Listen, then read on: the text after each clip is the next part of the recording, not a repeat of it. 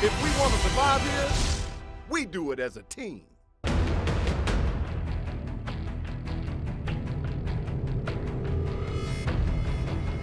Marvel Ultimate Alliance 3, The Black Order, is a video game that came out really recently by Team Ninja, actually, and published by Nintendo. It's a Switch exclusive, and it's the third Marvel Ultimate Alliance game, following on from the first one, and, I know it's crazy, the second one.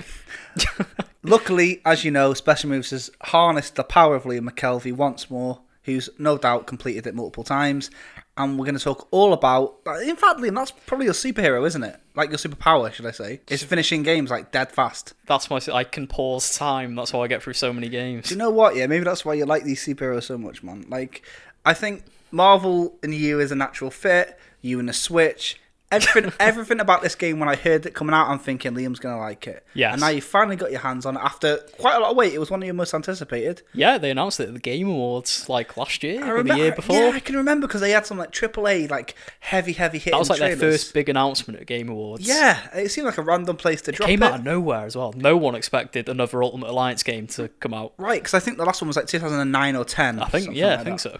And yeah, you finally played it. You finished it, I'm assuming. I finished it just the once though. Not multiple times, just the once. So talk me through it. What is Marvel Ultimate Alliance? So, Marvel Ultimate Alliance, if you're not familiar with the series, it's a series of like action RPGs. RPG in the light sense though. It's not heavy on RPG mechanics. Yeah. It gets compared to Diablo a lot. I think that's because of like each character has like 4 different active skills they can use. Yeah.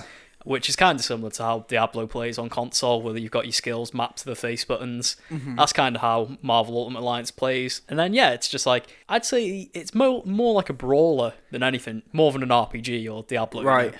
But the basic like thing of the series is it's usually one of the Marvel Comics storylines is used as like the basic plot setup, and it's just an excuse to get all the heroes from the Marvel Universe together in one big game. Yeah, in one big Ultimate Alliance. In one big Ultimate Alliance, and you get to pick 4 of them to make up your team, and you go hog wild, just bashing some bad guys. So it's called Ultimate Alliance, which implies a big team, and I know that you can have teams of the 4 players. Even if you're playing by yourself, you can control 4 people. So it's solo or 1 to 4 player co-op. And if you're playing by yourself, you can control every character just by yourself if you want. So watch seamlessly, press a button and it just goes... So each hero is mapped to like up, down, left to right on the D-pad. Mm-hmm. If you say you're playing Spider-Man and you think, I fancy a bit of Wolverine, just press up on the D-pad for whatever button he's assigned to, and it is instantly switch you over to the next character. And you can pick like upwards of like 15, 20 characters, something like that, is there? So there's a lot, isn't there? In this one there's 36 characters. I won't name some of them because some of them are like plot spoilers and stuff like that, and you might want to be surprised by it, but most of the characters have been revealed by now. I think they all have, actually. But is it your usual suspects? Like it is. It's very MCU inspired, this one. So you've got Iron Man, Captain America, Thor, the Guardians of the Galaxy, Black Widow, Spider-Man, and then there's some like recent ones who've become more popular, like Miles Morales' version of Spider-Man. Oh, right. And like Spider-Gwen, she's in it as well. Could you have them all on a team at once? Yeah, you can. Like, you can have a complete team of Spider people if you want. Yeah. I considered that at one point, but I thought, no, I should vary it up a bit. Into the Spider-Verse, isn't it? I was going to Spider-Verse it up, but I thought, nah, let's go for more balanced. And so you say balance. I'm guessing it's because, like, as you can probably imagine in your head, like each character's kind of got a role. Like, I'm imagining like the Hulk could be like a tanky kind of character. So like, I think it's Hulk and Luke Cage are 2 of like the big tanky characters, and then so my team I was using was made up of Wolverine, Spider-Man, Captain America, and Black Widow, because in the comic books that's like a classic Avengers lineup. I got a team bonus from it, and so I got a slight stat boost. Like they had like 5% better overall strength and stuff like that. That's where the RPG stuff comes in. Hey, that's pretty cool. So if you kind of know your shit and you can make like if you make the comic book team, you get like a stat boost from it, which is cool. So like if you have all Spider people, you'll get a bonus for having all Spider people. If you have a team full of X-Men, you'll get a bonus for having all like mutants on your team. And so that's just one of the little RPG mechanics they have in there. So if you build like, depending what your team composition is, you can have like stat boosts and stuff like that. Now, one thing I was wondering when I saw this, and I don't know if it's a spoiler to say or not, but you're a team of 4 people. Mm-hmm. I'm guessing the stages are pretty linear rather than open world. Do you kind of meet other teams of? Is that like kind of the story of, or is it just boss battles, or is it literally just mobs? Like, how do enemies and stuff work in it? The enemies, for the most part, are like you just said, they're pretty much faceless mobs that you just have to mash down with. So you got X, which is like your light attacks, and Y, which is your heavy attacks. So then if you press R on the Joy-Con or the Switch controller, it brings up like your little radial menu. And then you've got 4 skills, which are assigned to a face button, and they're more like your AoE attacks or your damage buffs and stuff like that. Right. But most of the enemies are, just like kind of like Diablo in how it's just like they're like fodder for you until you get to. And then there's certain like elite enemies who have shields and stuff like that. And then the real big fights are the boss fights against like the big bad villains. So are they like, as you'd imagine, they're not just like a giant marine and a tank. It's like, I don't know, Doc Ock or somebody like. Yeah, it's like the very first villain you come up against is, I think it's Nebula. So, you know, a Gamora's sister. Because you start out the game as the Guardians of the Galaxy, and then as you progress through it, you unlock more characters. It's like steadily. Right. So you can't make your dream team from the get-go. Yeah. You have to unlock them as you progress through the story. Okay. But then, so the levels are mostly sort of like fodderish enemies, and the level design isn't the best in the world. It is mostly just like going through like spaceship corridors and stuff like that, and then just like combat arena type stuff where it'll lock you in a room, defeat all the enemies, you go through some more corridors, you enter another room, it locks you in.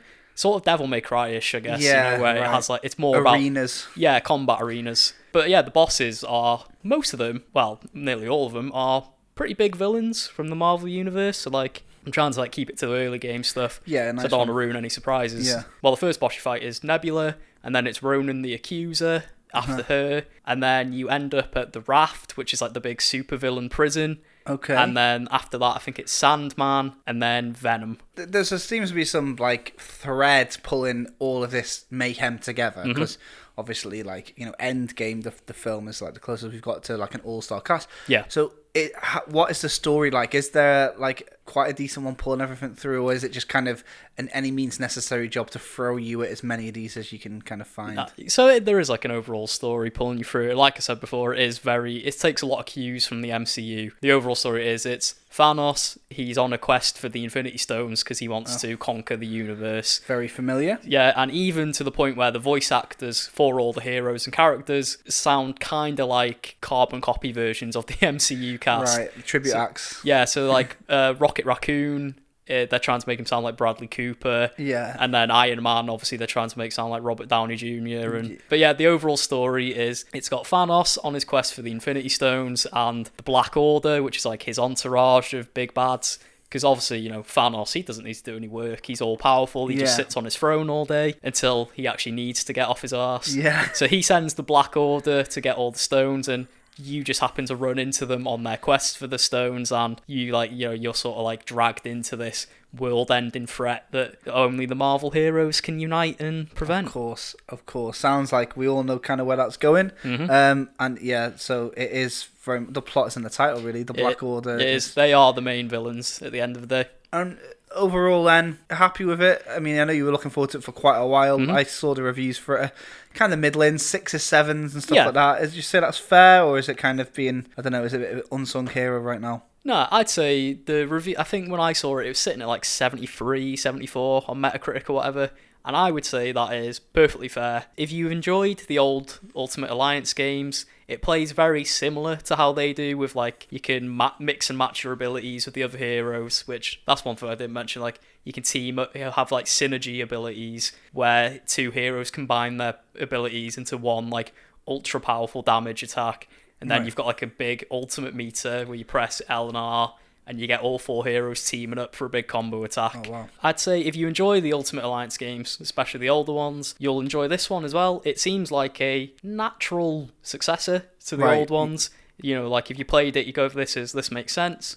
And for me, it was just, I don't mean this as a bad thing. It's just the right amount of mindless where you can sort of just turn your brain off a bit, relax. And I'd say it reminded me, honestly, more of a game like Streets of Rage or Golden Axe, you know, rather than Diablo. Because I know a lot of people are comparing it to Diablo because of all the RPG elements and that. The Right. RPG elements are there, but you don't really have to pay too much attention to them. It's your standard, like, increase the rank of your ability for more damage and stuff like that, or Yeah.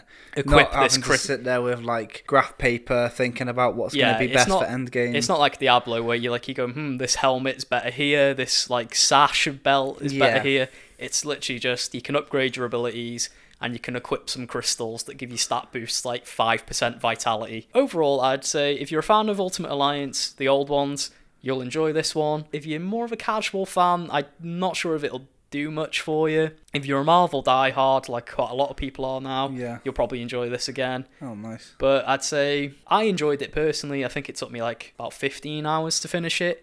And then there is more replayable stuff that I'm going to go through. There's a thing called Infinity Rifts or Infinity Trials, and they're just like, challenge rooms basically. Yeah, right.